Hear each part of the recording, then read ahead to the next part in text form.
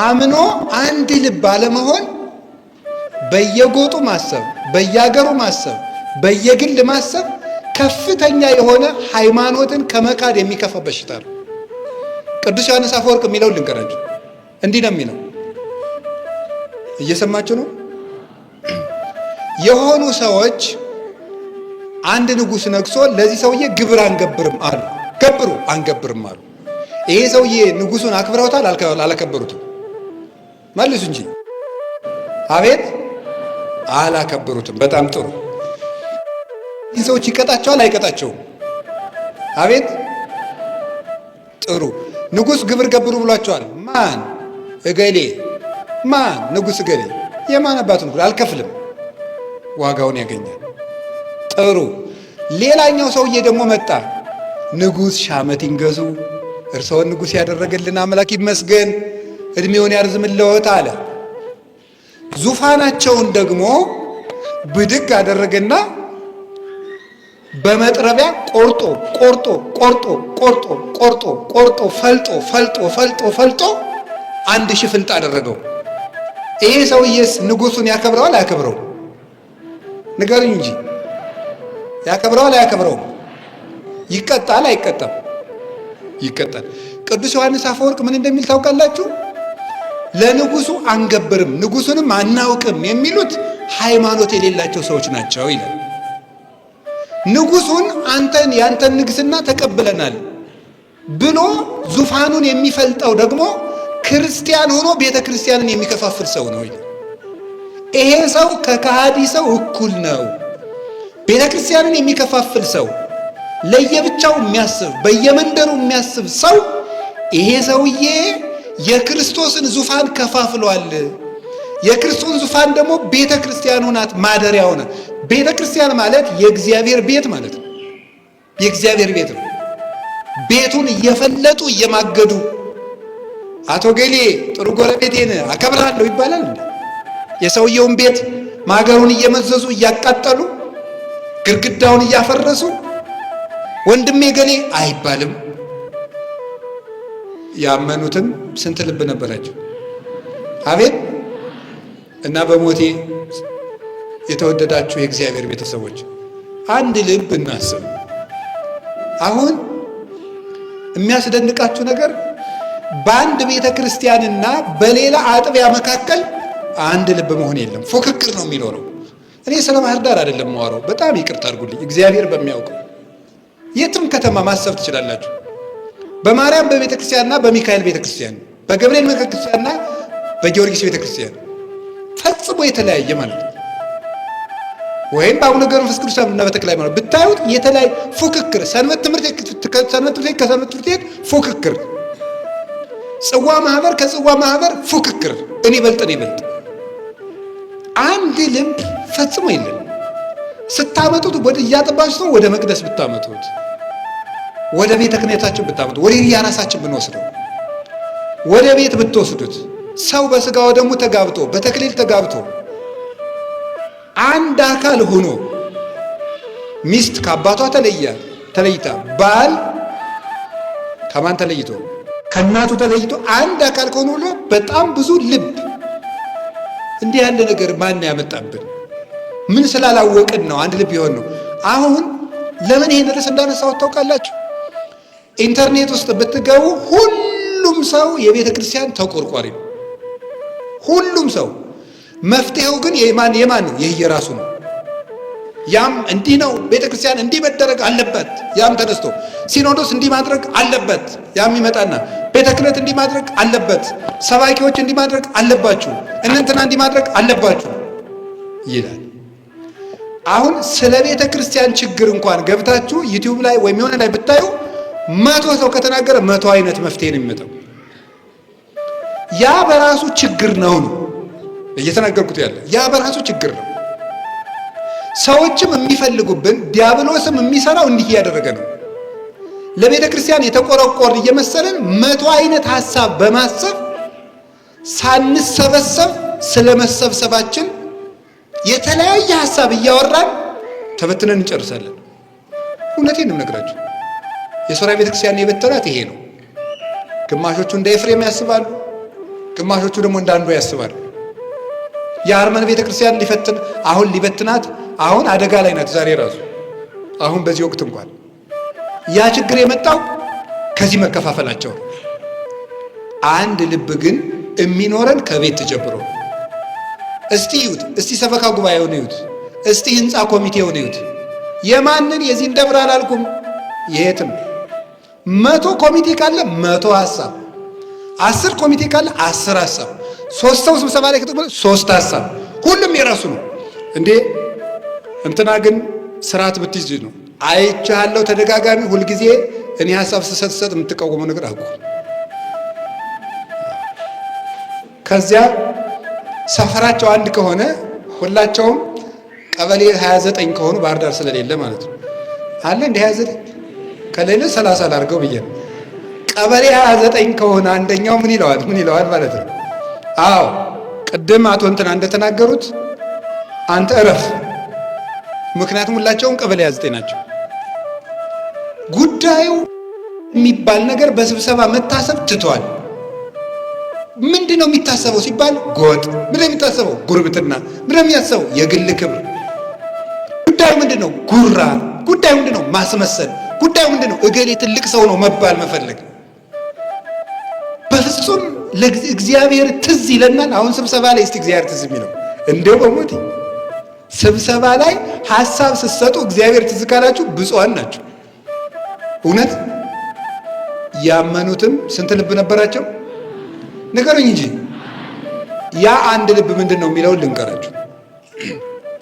አሁን ጨርሻለሁ መፍትሄ። ያ አንድ ልብ ምን እንደሆነ ክርስቲያኖች ልነግራችሁ ነው። ክርስቲያኖች ቤተ ክርስቲያንን አንድ የሚያደርጓት አንደኛው እንደ ሰው ሲሆኑ ነው። እስኪ እንደ ሰው በሉ። ልቡን በኋላ ነግራችኋለሁ። እስኪ እንደ ሰው በሉ። ሁለተኛው እንደ ህንፃ ሲሆኑ ነው። እስኪ እንደ ህንፃ በሉ። እንደ ህንፃ ቅዱስ ጳውሎስ እንደ ሰው እንድንሆን አንደኛ ቆሮንቶስ ምዕራፍ 12 ላይ አለ። ልንገራችሁ። አይን በሉ፣ ጆሮ፣ አፍንጫ፣ አፍ፣ እጅ፣ እግር በሉ፣ ኩላሊት። ስንት ልብ ነው ያላችሁ? ንገሩኝ እንጂ ስራቸውሳ ስንት አይነት ነው? አቤት። አይን ያያል በሉ፣ ጆሮ፣ እጅ፣ እግር፣ አፍ። የተለያየ ስራ ግን ስንት ልብ? ንገሩኝ እንጂ የተለያየ ስራ ስንት ልብ? አንድ ልብ። የተለያየ ስራ ማለት ጸጋችን ስንት ነው? ንገሩኝ እንጂ አንዳችን ቄስ እንሆናለን፣ አንዳችን ዲያቆን፣ አንዳችን ምዕመን እንሆናለን። የተለያየ መክሊት አለን። በተለያየ እንዳልኩት አሁን በሰንበት ትምህርት ቤት፣ በማህበረ ቅዱሳን፣ በጽዋ ማህበር፣ በዚህ በተለያየ እንደ መክሊታችን ገብተን ልናገለግላት እንችላለን። ቤተክርስቲያን በየድርሻችን መክሊታችን ይብዛ ግድ የለም። ልባችን ግን ስንት ይሁን ነው እኔ የምላችሁ። አሁን ለቤተ ክርስቲያን በመቆርቆር የማይታሰብ እቅድ፣ የማይመሰረት ማህበር፣ የማይደረጅ ጽዋ፣ ምንም የለም። ሁሉም ተቆርቁሮ መግለጫ ይሰጣል። ምን ይላል? ግን አንድ ልብ ይኖረን። ሰማችሁ ወይ? ሁሉ ደግሞ ስርዓቱን ጠብቆ በየቦታው ይኖራል። እስኪ በየቦታው በሉ ንገሩ እንጂ። አይን ለምሳሌ የት ነው የሚኖረው? ሁልጊዜ ሁላችሁ የራሳችሁን አሳዩ። እዚህ በሉ እንጂ። ጥሩ። አይን ከእግር በታች ቢሆንስ? ጫማ ውስጥ ቢሆን በረገጥክ ቁጥር ስታለቅስ ትውላለህ ማለት ነው። ሁሉም የሚያምረው ቦታው ላይ ሲሆን ነው። እስኪ ቦታው ላይ ሲሆን ነው በሉ ንገሩኝ እንጂ። አዎ እግር እያጣበቀ ቢያጎርሰንስ? እንደዚህ ትቢያ ስትቅም ትውላለህ ማለት ነው። ሁሉም በቦታው ነው በሉ እንጂ። ምዕመኑ የምን ስራ ይስራ? ካህኑ የምን ስራ ይሰራል? እናንተም በዚህ ቦታችሁ አትበጥብጡ። ብድግ ብለን ጳጳስም ያምረናል፣ ፓትርያርክም ያምረናል። እማንነካካው ነገር የለም። እናማስለዋለን ገብተን ማለት ነው። ምዕመንነታችሁ ለወሬ የተመቻችሁ ነው። ምዕመንነታችሁ ለመሳደብ ተመቻችሁ። ምዕመን አይደለህ አንተ የራስህ እኔማ ኃጢአተኛ ነኝ ብለህ ታወራለህ ማለት ነው። እኔማ ኃጢአተኛ ነኝ አባቶች እንጂ እኔማ ኃጢአተኛ ነኝ። አንተ የኃጢአት ንግድ ፈቃድ አውጥተሃል። ለአንተ ማን ፈቅዶልህ ነው? አንተ ስትሆን ኃጢአተኛ ሆኖ የማውራት መብት ይፈቀድልሃል። ቄስን ሲሆን እንደምፈልጋችሁ የማብጠልጠል መብት አላችሁ። ሁላችን የድርሻችን እንወጣ። ማናችንም ለማናችንም ተጠያቂ አይደለንም። እኔም ኃጢአተኛ ነኝ፣ እናንተም ኃጢአተኛ ናችሁ። ሁላችንም እግዚአብሔርን በድለናል፣ ቤተ ክርስቲያንን አሳዝነናል። እንዲህ እንድንሆን ሁላችንም ድርሻ አለን። ኃጢአትም ሰርተናል፣ ጎስቁለናል፣ ረክሰናል፣ በድለናል፣ ሰንፈናል፣ ደንቁረናል፣ አላዋቂዎች ሆነናል። እነማን? ሁላችን። እገሌ ለገሌ ነው እያልን ብንሆን አይሆንም። ጅብ ሲመጣ ጅቡ በአጋጣሚ እዚህ ላይ ከደረሰ እግር ብድግ ብሎ አልሮጥም። ለምን? ጆሮ ቀድመን መስማት ነበረብን፣ አይን ማየት ነበረብን። ቀድመን እኔ ከዚህ በኋላ አልንቀሳቀስም ብትል ይቀረጭምሃል። ባየው ሰዓት ሩጥ፣ ተጠያቂ ኋላ ይመረምራል። አሁን እኛ እውነቴን ነው ጎበዝ፣ ሰይጣን እንደ ጅብ ሊውጠን አጠገባችን ነው ያለው። ማንም ተጠያቂ ይሁን ማንም ተጠያቂ ይሁን፣ ብቻ ግን ከጅቡ እንሩጥ። አውሬ ሊበላን ነው፣ እሱም ሰይጣን ነው። ቤተክርስቲያንን ሊውጣት ነው። ተያይዘን መሮጥ ነው። ኋላ ተወቅሰዋለሁ ወንድም፣ እንግዲህ የለም ዝም ብለን አሁን እንሩጥ። አሁን ዝም ብለን እንደጋገፍ። አንተ ነብር እየመጣ ጅብ እየመጣ እገሌ በቀደም የተሳደብከውን ነገር ረፍ አይባልም። መጀመሪያ ሩጥ፣ አምልጥ። መጀመሪያ ዲያብሎስ ይተወን። መጀመሪያ ከክርስቶስ ጋር እንገናኝ። እኔ የምነግራቸው እሱ ነው። በሁሉ እንደ ሰው ሕዋሳት ተባብረው ሰውየውን እንደሚያኖሩት በአንድ ልብ ግን ያስባሉ። እሱን ልብ ገና አልተናገርኩትም። የመጀመሪያው ሁለተኛው እንደ ሕንፃ ነው። እስኪ እንደ ሕንፃ በሉ። ኤፌሶን ምዕራፍ 2 ቁጥር 21 ላይ ሁሉም እንደ ሕንፃ በስርዓት ተጋጥሟል ይላል።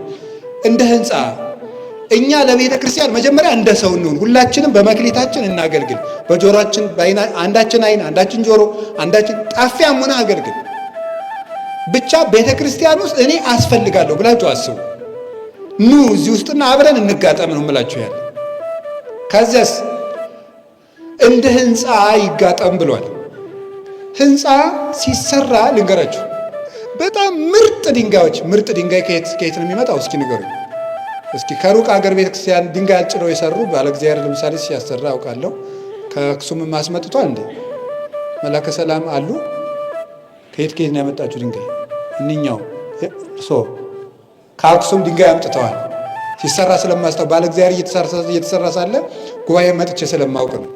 ከአክሱምም ድንጋይ ምርጥ ድንጋይ አስመጥተዋል። ከየትም መጥቷል። እነዚያን ምርጥ ድንጋዮች እያመጣን ቁጭ፣ እችን ድንጋይ እዚች አካባቢ ቁጭ፣ ያችኛዋን ደግሞ ጥሩ ድንጋይ ነሽ እዚያ ቁጭ፣ ከዛ ደግሞ እዚያ ቁጭ ብናደርጋት የፈለገ ምርጥ ድንጋይ ቢሆን ካልተጋጠመ ቤት ይሆናል አይሆንም? እስኪ ንገሩኝ እንጂ ካልተጋጠመ ቤት አይሆንም። ድንጋዩ ምርጥ ድንጋይ ይሁን፣ ከየትም ይምጣ፣ ብቻ ግን ድንጋዩ ምርጥ ይሁን። ከየትም ይምጣ በሉ፣ ብቻ ድንጋዩ ምን ይሁን? ምርጥ ይሁን። ይጠረባል፣ ይስተካከላል። እኛም ብዙ የሚጠረብ ነገር አለን፣ ብዙ ወልጋዳ ነገር አለን፣ ብዙ ያበጠ ነገር አለን። መጠረብ፣ መስተካከል፣ መቃናት ያስፈልጋል። የሚጣልም አለን።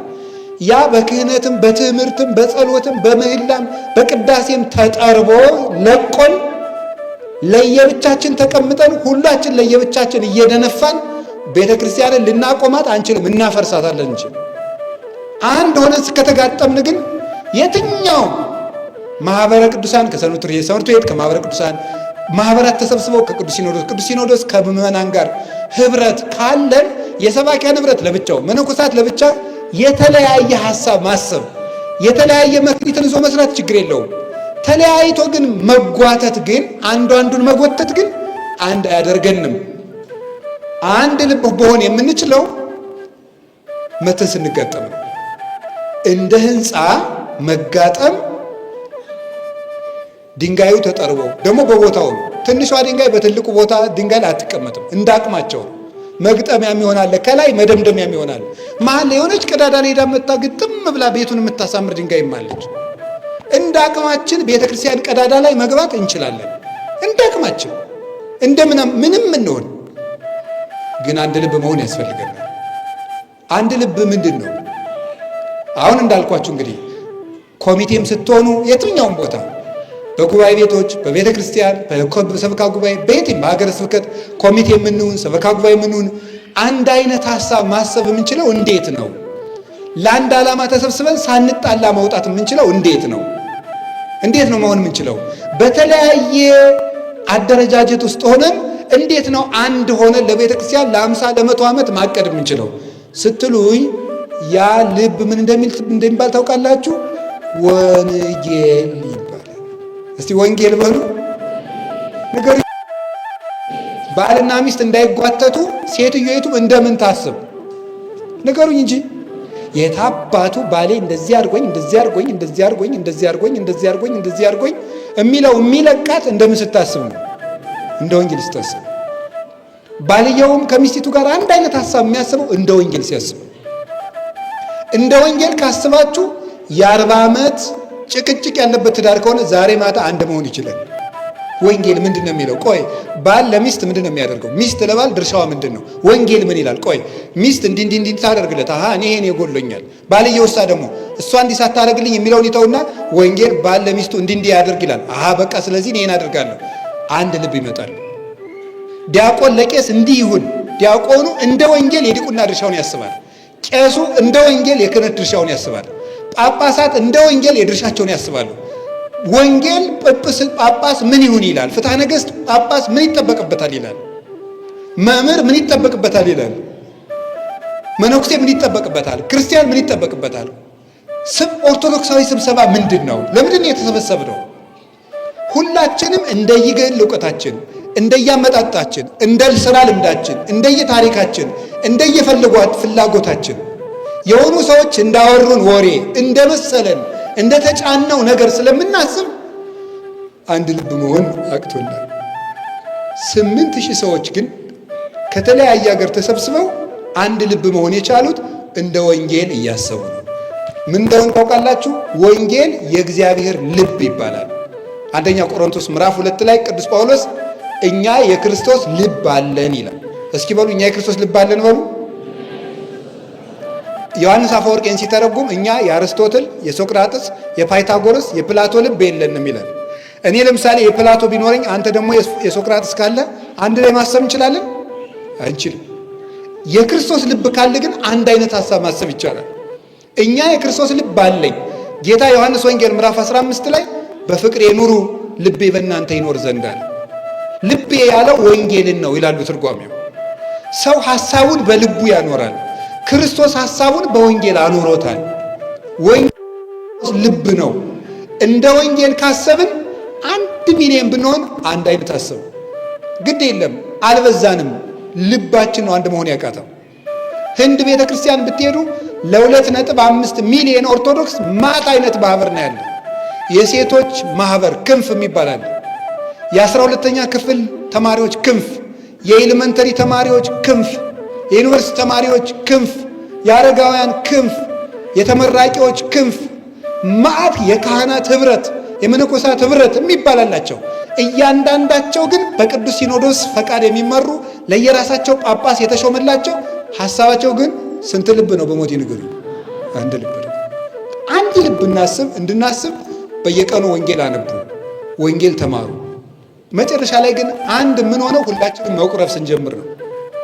ቅዳሴ ስንቀድሰን መጨረሻ ላይ ቄሱ ስጋው ደሙን እየፈተተ ምን እንደሚል ታውቃላችሁ? አንድ ቃል ይላል፣ ሀበነ ንህበር በዘዚአከ መንፈስ ቅዱስ ወፈውሰነ በዝንቱ ጵርስፎራ ከመ ብከ ንሕየው ዘለኩሉ ዓለም። ምን ብሎ ይናገራል?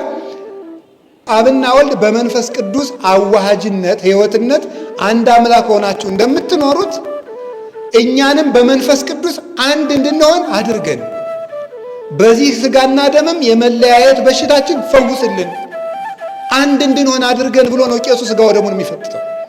አያችሁ፣ አሃዱ ብሎ የጀመረውን ቅዳሴ አንድ አድርገን ብሎ ይጨርሳል። ሲጀምርም አሃዱ ብሎ ነው የሚጀምረው።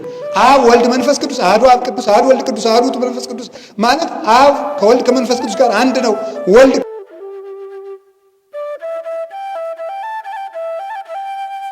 ጀምሮ በአንድነት ይጨርሳል ስጋው ደሙ። እንዲሁም ቅዱስ ኤፍሬም ምን ይላል? ነፍስ ስትወጣ አንድ ሰውዬ የነበረው ከወር በኋላ ብትሄድ አይኑ ለብቻው ፈርቶ፣ ጆሮ ለብቻው ነው፣ አጥንቱ ለብቻው ነው፣ ይለያይ። ሕዋሳት የሚለያዩት ነፍስ ስትወጣ ነው። ክርስቲያኖች የሚለያዩት የክርስቲያኖች ነፍሳቸው መንፈስ ቅዱስ ከነሱ ሲለይ ነው ይላል። መንፈስ ቅዱስ ሲለይ ክርስቲያኖች እንደ ሕዋሳት መለያየት ይጀምራሉ። መንፈስ ቅዱስ በክርስቲያኖች ላይ ሲያድር ደግሞ ነፍስ ብዙ ሕዋሳትን አንድ ሰው አድርጋ እንደምታንቀሳቅሰው እንደ አንድ ቤተ ክርስቲያን ያስባሉ።